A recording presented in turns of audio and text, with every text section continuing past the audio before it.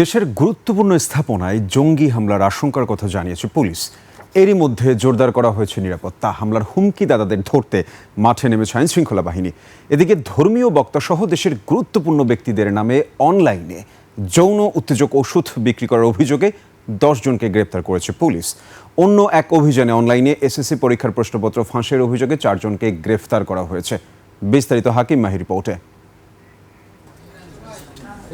জঙ্গি হামলা নিয়ে পুলিশ হেডকোয়ার্টার্সের চিঠির বিষয়ে সত্যতা রয়েছে বলে জানিয়েছেন পুলিশের এই কর্মকর্তা। তিনি জানান, এরই মধ্যে রাজধানীতে জোরদার করা হয়েছে নিরাপত্তা। এটা আমাদের সিকিউরিটি প্ল্যানিং, আমরা সিকিউরিটি প্ল্যানিং অনুযায়ী অ্যাকর্ডিংলি যে স্থানগুলো এসেছে, তথ্য এসেছে, আমরা এই বিষয়ে কাজ করব। আতঙ্কিত হওয়ার কোনো কারণ নেই। হুমকিদাতাদের ধরতে মাঠে নেমেছে আইনশৃঙ্খলা বাহিনী। আমরা ঢাকা মেট্রোপলিটনে কাজ করছি, ঢাকা মেট্রোপলিটন নিয়েই আমরা ব্যবস্থা নেব। এটা নিয়ে আমরা কাজ করছি, সুতরাং আমার মনে হয় এখনই মন্তব্য করার সময় হয়নি।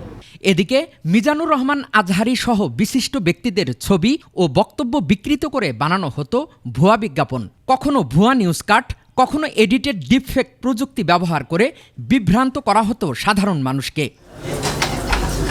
এমন প্রতারণার সঙ্গে জড়িত একটি চক্রের 10 সদস্যকে গ্রেপ্তার করেছে পুলিশের সাইবার ইউনিট। রাজধানীর বিভিন্ন এলাকায় অভিযান চালিয়ে তাদের আটক করা হয়।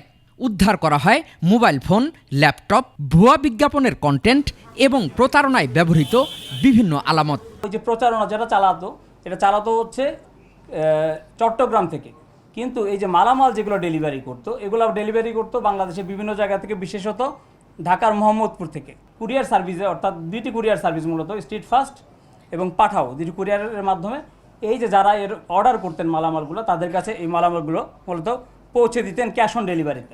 একই সময়ে এসএসসি পরীক্ষার প্রশ্ন ফাঁস চক্র নিয়েও আরেকটি সংবাদ সম্মেলন হয়। জানানো হয়, চক্রের 4 সদস্যকে গ্রেপ্তার করা হয়েছে। তাদের বিরুদ্ধে নিয়মিত মামলা রুজু করা হয়েছে এবং তাদের রিমান্ডে এনে তাদের এই ঘটনা সংক্রান্তে সম্পৃক্ততার বিষয়ে জিজ্ঞাসাবাদ করা হচ্ছে।